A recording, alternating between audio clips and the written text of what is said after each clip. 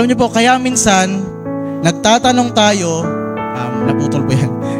Nagtatanong tayo kung mahal ba tayo ng Diyos kasi minsan, inaakala natin na ang pag-ibig ng Diyos ay nakabase, number 1, sa material na bagay ng mundo.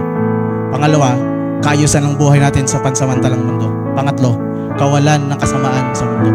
Alam niyo po, lahat ng yan nawala kay Job. Material na bagay, yaman, pamilya, nawala. Nawala lahat yan kay Job. Kaayusan ng buhay, pinulaan na nga siya ng tao eh. Sinabi, pinagbintangan na siya, inakusahan na siya na masama siyang tao eh. Hindi na nga naging maayos yung buhay niya eh. Pati nga kalusugan niya nawala sa kanya eh. At inisip ng tao, inisip ng asawa niya, pinabayaan na siya ng Diyos. 'Di ba? Sabi ng kanyang asawa, mananatili ka pa ba sa integrity mo sa Diyos? Sumpain mo ang Diyos mo at mamatay ka na. Lahat po yan nawala kay Job. Pero hindi nawala ang pag-ibig ng Diyos sa kanya. Bakit? Ayan, sabi ng James chapter 5. Behold, we count them happy which endure. Sino po yan si Job? Ye have heard of the patience of Job, and have seen the end of the Lord, that the Lord is very pitiful and of tender mercy. Lahat po yan ipagpapakita ng pag-ibig ng Diyos kay Job. Na nung panahon nawala ang lahat kay Job, nandun pa rin ang pag-ibig ng Diyos.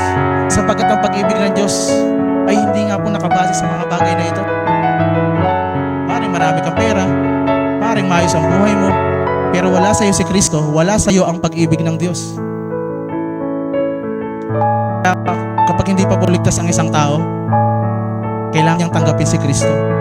Kailangan niyang malaman na ang Diyos ay nagsakripisyo para sa kanya, para yung pag-ibig ng Diyos ay mapasa kanya. Sapagkat ang pag-ibig ng Diyos ay nasa atin nung tinanggap natin ang Panginoong Hesus sa buhay natin.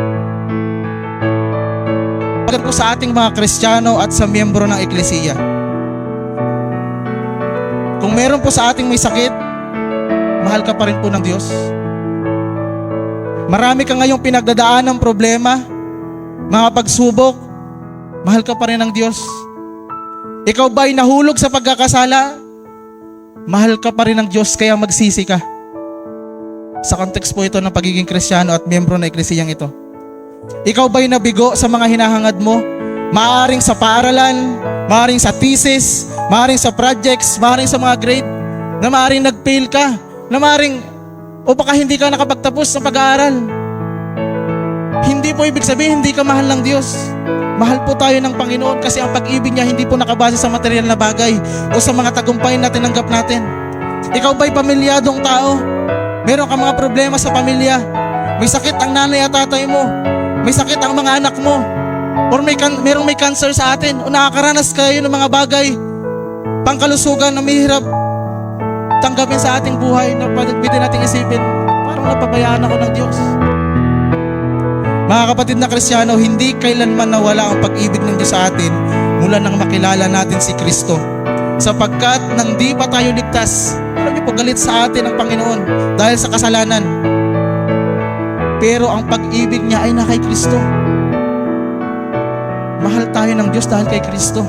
Kung wala ang Panginoon, kagaya nga ng sinabi ni Preacher Kiko kanina, kung yung presensya ng Diyos ang pumunta dito, patay tayong lahat.